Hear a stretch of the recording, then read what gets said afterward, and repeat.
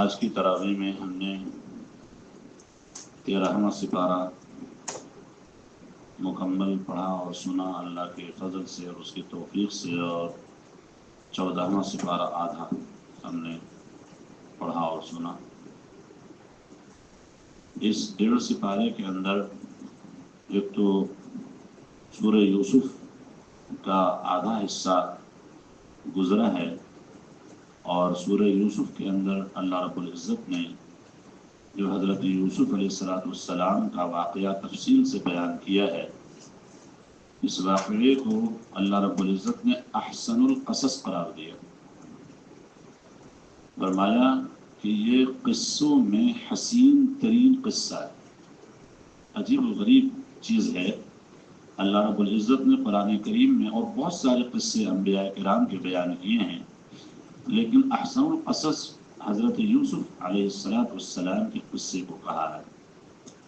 اس قصے کے اندر چند نکات جو مختصر سے وقت میں ہم سن سکتے ہیں اور اس کو پڑھ سکتے ہیں، وہ چند اہم نکات یہ ہیں کہ حضرت یوسف علیہ السلام کو ایک تو بچپن ہی میں اپنے ہی باپ شریک بھائیوں نے حسد کی وجہ سے رسیوں سے باندھ کر جنگل کے کنویں میں ڈال دیا، اور آ کر کے والد کے سامنے جھوٹ بولا کہ ان کو بھیڑیا کھا گیا، اور کسی جانور کو جنگل میں سے پکڑ کے ذبح کر کے اس کا خون حضرت یوسف علیہ السلام کی قمیص وغیرہ پہ لگا کر لے آئے اور باپ کے سامنے پیش کیا، اور باپ نے پہلے ہی یہ کہہ دیا تھا کہ تم یوسف کو ساتھ جنگل لے جانا چاہتے ہو، مجھے خوف لگتا ہے کہ کوئی بھیڑیا نہ کھا جائے۔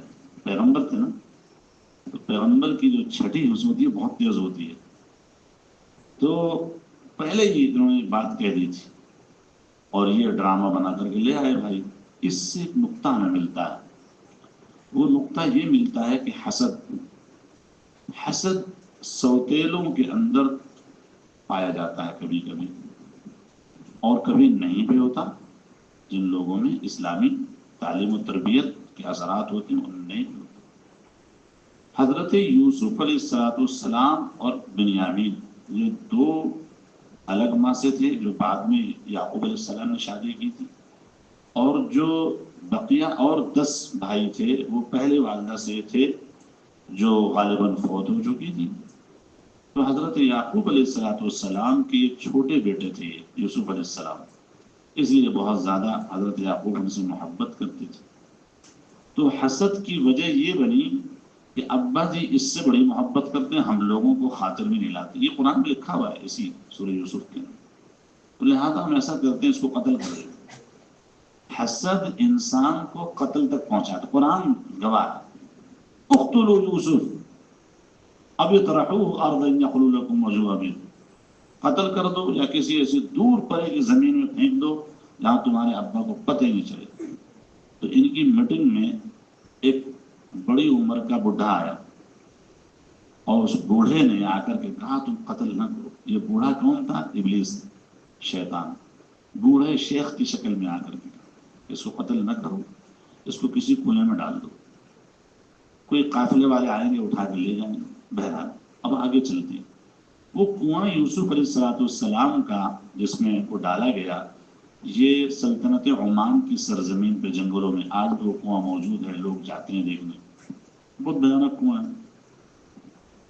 اس کنویں کے اندر حضرت یوسف علیہ السلام کو رسیوں سے باندھ کے پھینکا ہے، اور اللہ نے جب بچانا چاہا تو کنویں کے اندر اس زمانے میں سیڑھیاں لوگ بناتے تھے، وہ سیڑھیوں سے اتر کے جا کے پانی لے آتے تھے۔ وہ کسی سیڑھی پہ گرے، وہ سیڑھی پہ بیٹھے ہوئے رسی میں بندھے ہوئے، رات کی تاریکی میں وہاں سے فرشتوں کی ایک جماعت گزری، تو فرشتوں نے سنا کہ ایک بندہ خدا کنویں کے اندر بیٹھا ہوا اللہ اللہ کر رہا ہے۔ روایت میں ہے یہ بات، روایت میں وہ فرشتے رک گئے۔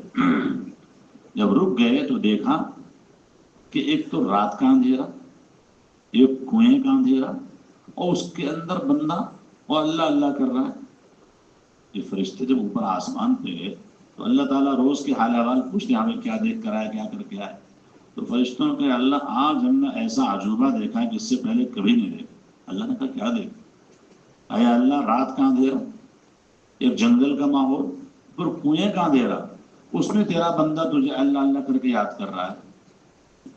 تو اللہ تعالیٰ نے کہا فرشتوں یاد کرو، میں نے تم سے کہا نہ تھا کہ انی اعلم ما لا تعلمون، کہ جو کچھ میں جانتا ہوں تم نہیں جانتے۔ جب میں انسان کو پیدا کر رہا تو تمہیں نے تو شکوہ کیا یہ تو فسادی ہوگا، فلاں ہوگا، ڈھکا ہوگا، دنیا میں قتل و قتال کرے گا، کیوں پیدا کر رہے ہیں؟ تو میں نے کیا کہا تھا، جو میں جانتا ہوں تم نہیں جانتے، دیکھ لو۔ تو فرشتے اس موقع پر اللہ کے سامنے شرمندہ ہو گئے کہ واقعی اللہ آپ نے صحیح کہا تھا۔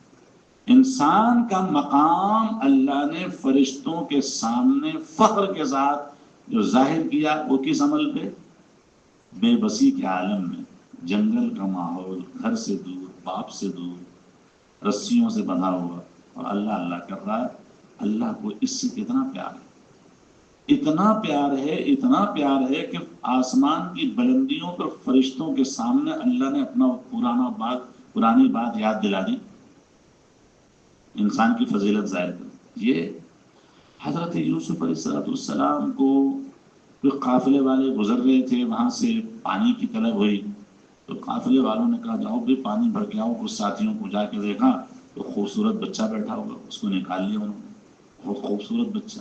قافلے والوں نے کہا اس کو ساتھ میں چلتے، مصر جا رہے تھے وہ لوگ، مصر کے بازار میں چاہے کہ اس کو بیچ دیں۔ اب یہ قافلہ تجارتی قافلہ تھا۔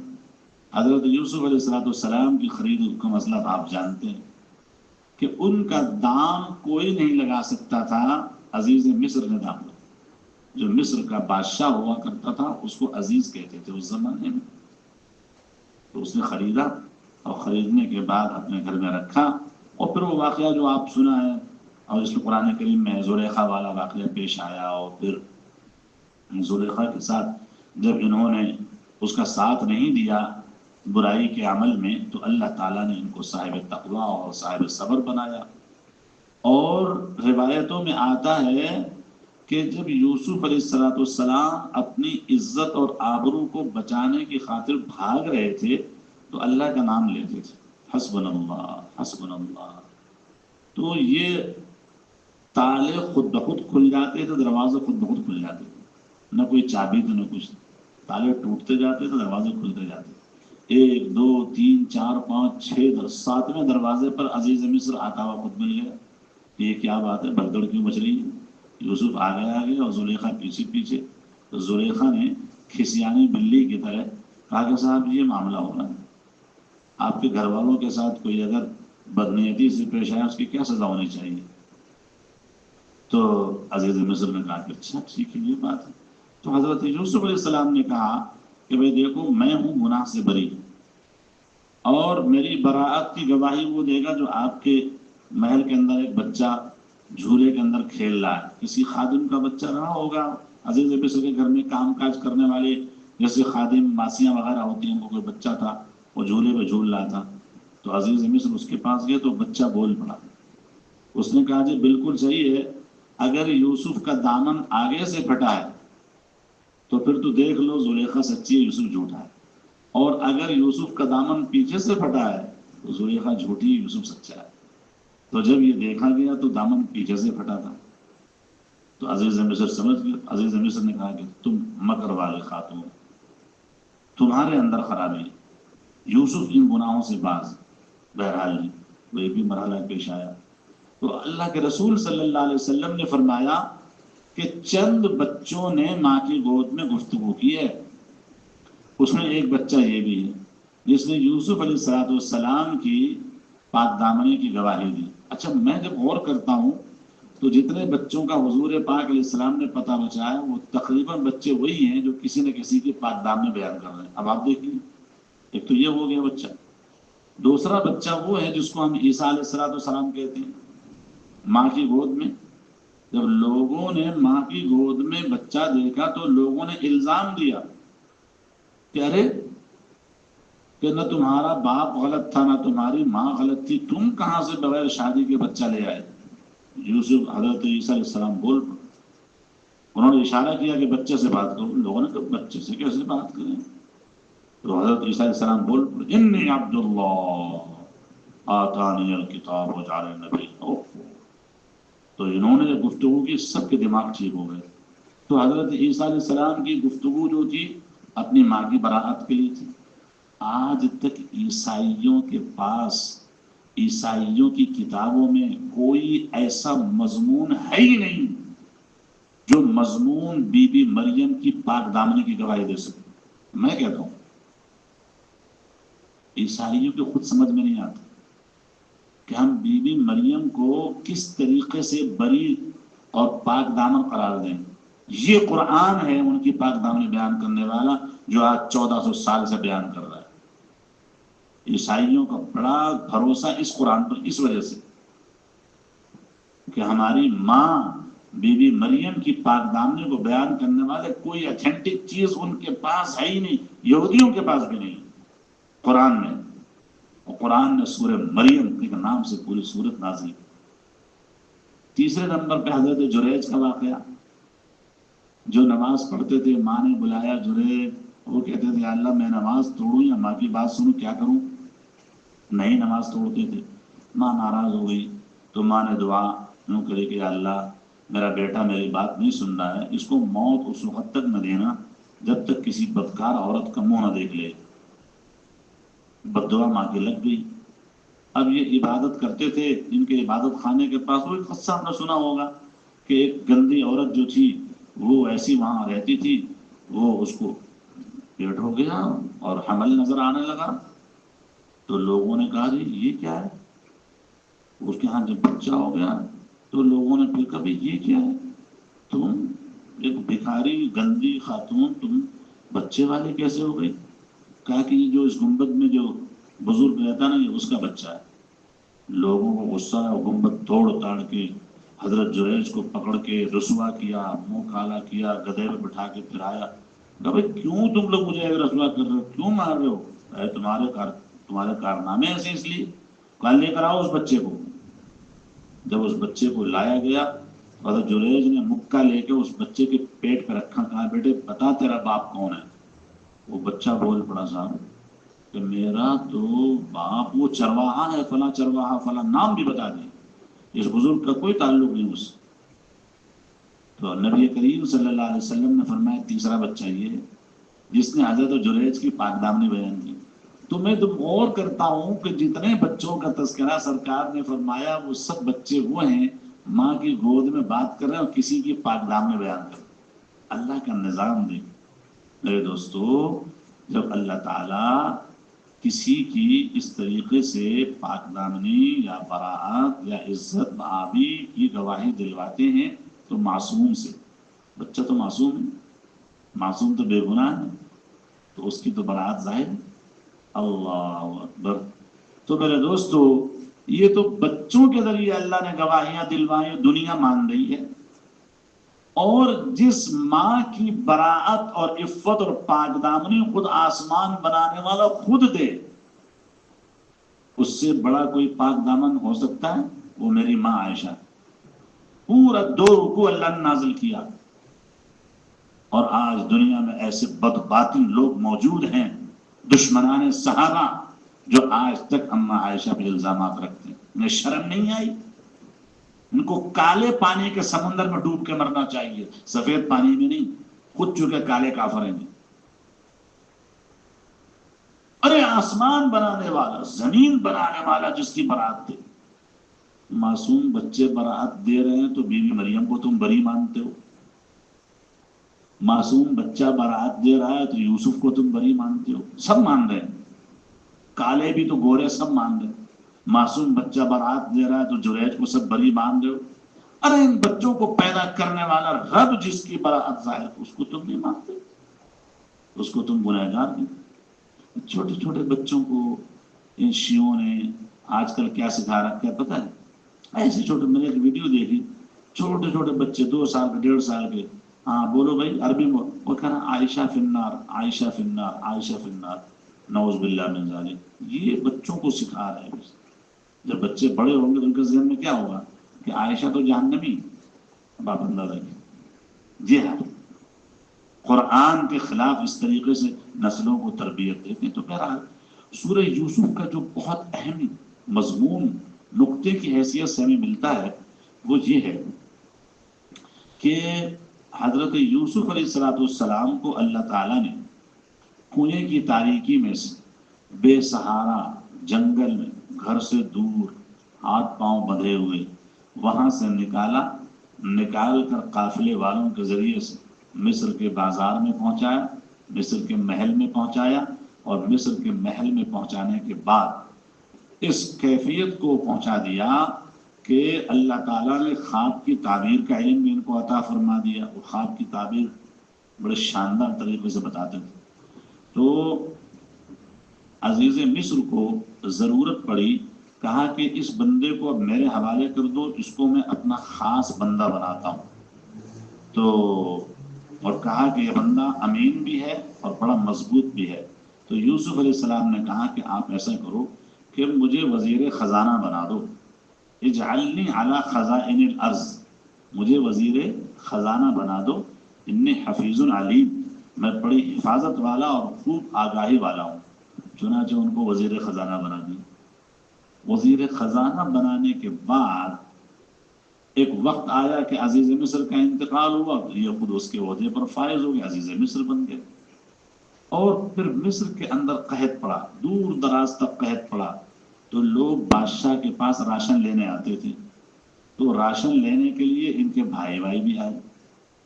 جب بھائی آئے تو یوسف علیہ السلام نے ان کو پہچان لیا، لیکن وہ یوسف کو نہیں پہچان سکے۔ انہوں نے کہا بھائی تمہارا اور بھی کوئی بھائی ہے؟ کہ ہاں ہمارا ایک باپ شریک بھائی ہے، کہا آئندہ جب راشن لینا ہو اگلے مہینے اس کو لے کر آنا، ورنہ راشن نہیں ملے گا۔ اب وہ پھر جب لے کر آئے تو اس میں واقعہ لکھا ہوا ہے کہ پھر انہوں نے بڑی ترتیب سے بھائی کو اپنے پاس روکا۔ وہ کیسے؟ اس کے سامان میں وہ پیالہ جو تھا جس سے غلہ ناپا جاتا تھا، وہ پیالہ اسی کے اندر چھپا دیا۔ جب قافلہ جانے لگا تو لوگوں نے اعلان کیا بھائی آپ لوگ چور معلوم ہو۔ تو بھائی کیوں چور؟ کہاں بادشاہ کا جو پیمانہ ہے غلہ ناپنے کا وہ آپ لوگ لے کے جا رہے ہو، آپ کی تلاشی ہوگی، ٹھہرو۔ تو سارے بھائیوں کی تلاشی لی، آخر میں بنیامین کی تلاشی اسی کے پاس مل گیا۔ بات چیت ہوئی تھی اگر کسی کے پاس مل گیا تو کہنا جو چور کی سزا وہ اس کی سزا، مل گیا بنیامین کے پاس، پکڑ لیا اس کو، کھایا راجا کو۔ انہوں نے کہا کہ بادشاہ ہمارا جو ابا ہے وہ بوڑھا آدمی ہے، یہ ہمارا چھوٹا بھائی ہے، اس کے بجائے ہم میں سے کسی کو آپ گرفتار کر لیں، اس کو چھوڑ دیں ورنہ ابا پریشان ہو جائے۔ یوسف علیہ السلام نے کہا ایسے کیسے ہو سکتا، جو مجرم ہے اسی کو پکڑا جائے گا، جاؤ اپنا کام کرو۔ وہ سب چلے گئے۔ اس کے بعد یوسف علیہ السلام نے کہا کہ آپ بنیامین ہیں، میں یوسف ہوں، چپ کر کے رہنا اس خاموشی سے۔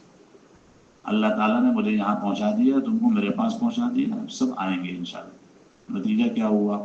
ہوتے ہوتے موقع آیا کہ جب یہ بھائی لوگ آئے حضرت یعقوب کے کہنے پر، یعقوب علیہ السلام کہنے لگے کہ تم لوگ جس جگہ سے آتے جاتے ہو مجھے اس طرف سے یوسف کی خوشبو آتی، مجھے یوسف کی خوشبو آتی، یہ کہہ کر کے روتے تھے۔ تو بیٹے مذاق اڑاتے تھے، ابا آپ عجیب باتیں کرتے ہیں، آپ نے رو رو کر کے اپنی آنکھیں جو ہیں اندھی کر لی، آنسو بہاتے رہتے ہیں، بالکل پتہ نہیں کیا ہے۔ کہا بیٹے میں اپنی پریشانی اللہ سے ظاہر کرتا ہوں، تم سے تھوڑی ظاہر کرتا ہوں، لیکن اللہ کی رحمت سے تم مایوس مت ہو، جاؤ تلاش کرو، یوسف ملے گا۔ خیر یہ لوگ جب دوبارہ آئے راشن پانی لینے کے لیے تو پھر وہ بات ہوئی سامنے۔ تو حضرت یوسف علیہ السلام نے کہا کہ یہ بتاؤ کہ تم کیا جانتے ہو کہ تم یوسف کے ساتھ پہلے تم نے کیا کیا، یوسف کے بھائی کے ساتھ کیا کچھ ماجرا پیش آیا، تم جانتے ہو؟ جب اتنا انہوں نے ہنس دے دیا تو وہ پہچان گئے، وہ یہ تو ہمارا بھائی تو آپ کے ساتھ بیٹھا ہے، پھر خود آپ بھی تو یوسف تو نہیں ہے۔ تب یوسف علیہ السلام کھلے کہ بھائی میں یوسف ہوں، یہ میرا بھائی، لیکن تم لوگوں نے جو کچھ کیا وہ تمہیں معلوم ہے۔ وہ کہنے لگے کہ آج ہمیں معاف کر دیجیے، اللہ نے آپ کو اونچا رتبہ دیا۔ یوسف علیہ السلام نے کہا سب معاف، لا تثریب علیکم اليوم۔ یہاں پر جو نقطے کی بات مجھے بتانی تھی وہ یہ بتانی تھی، اللہ تعالیٰ نے فرمایا کہ إِنَّهُ مَن يَتَّقِ وَيَصْبِرْ فَإِنَّ اللَّهَ لَا يُضِيعُ أَجْرَ الْمُحْسِنِينَ۔ جو تقوی اختیار کرتا ہے اور جو صبر اختیار کرتا ہے، چاہے وہ عبد القادر ہو چاہے محمد دھوراجی ہو، صبر اختیار کرے گا اور تقوی اختیار کرے گا تو اللہ تمہاری محنت کو رائگاں نہیں کرے گا. تم پر جو مشقت گزر رہی ہے، تم پر جو پریشانیاں گزر رہی ہے، اللہ تعالیٰ ان پریشانیوں کو اعلیٰ بدلے کی شکل میں تبدیل کر کنویں میں سے نکال کے تخت شاہی میں بٹھا دے گا. یہ میں بتا رہا ہوں، یہ قرآن کا نقطہ، یہ پیغام ہے. یوسف علیہ السلام کو بٹھایا نا اللہ نے، کہا تقوی اختیار کیا تھا نا. تقوی یہی ہے کہ بادشاہ کے محل میں تھے تو قیدی کی صورت میں، لیکن تقوی کا موقع آ گیا، تقوی اختیار کیا.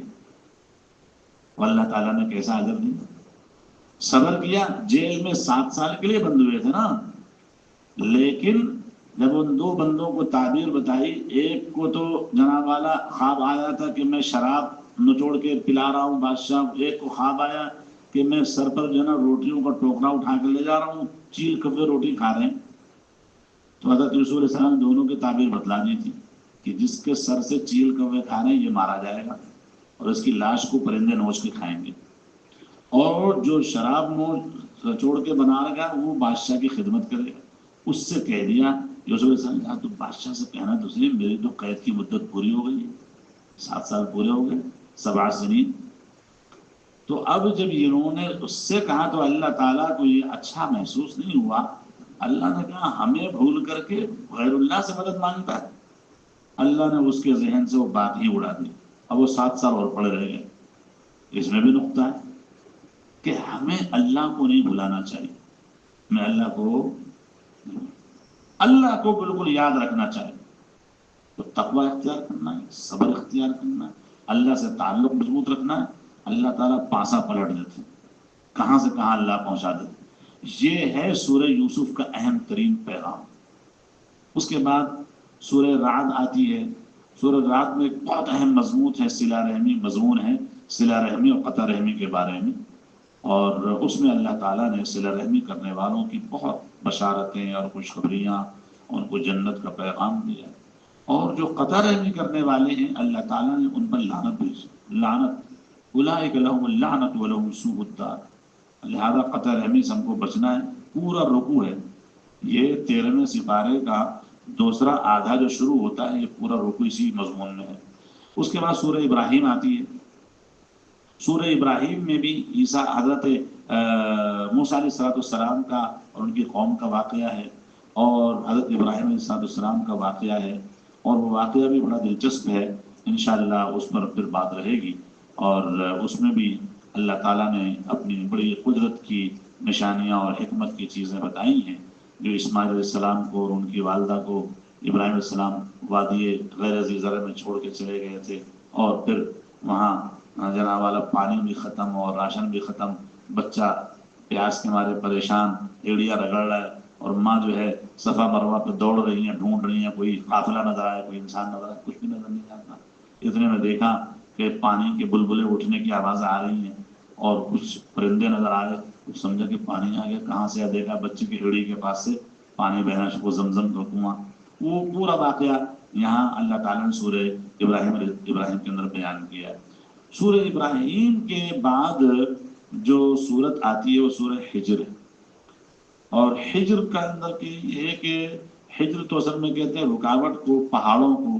اس میں قوم کا تذکرہ ہے جو قوم پہاڑوں کو تراش تراش کے مکان بنا لیا کرتی تھی، اور اس قوم کی قوت اور اس کی جو ہے بیان کی اللہ تعالیٰ نے. لیکن انہوں نے بھی اپنے وقت کے رسول حضرت شعیب علیہ السلام تھے، ان کا انکار کیا اور ان کی بات نہیں مانی، تو اللہ تعالیٰ نے ان کو بھی سزا دی. اس کا بھی تذکرہ ہے. بہرحال تو اس میں بہت سارے مضامین ہیں، مختصر سے وقت میں ان مضامین کا احاطہ نہیں ہو سکتا. اللہ تعالیٰ ہم سب کو قرآن کریم کی ان باتوں پر توجہ اور عمل کی توفیق عطا فرمائے اور ہمیں اس سے سبق حاصل کرنے والا بنائے. آمین. وآخر دعوانا الحمدللہ رب العالمین. اللهم صل على سيدنا محمد وعلى آل سيدنا محمد وبارك وسلم. اللهم إنا نسألك الخير كله عاجله وآجله ما علمنا منه وما لم نعلم، ونعوذ بك من الشر كله عاجله وآجله ما علمنا منه وما لم نعلم. وصلى الله تعالى على خير خلقه محمد وعلى آله وصحبه أجمعين. آمين برحمتك.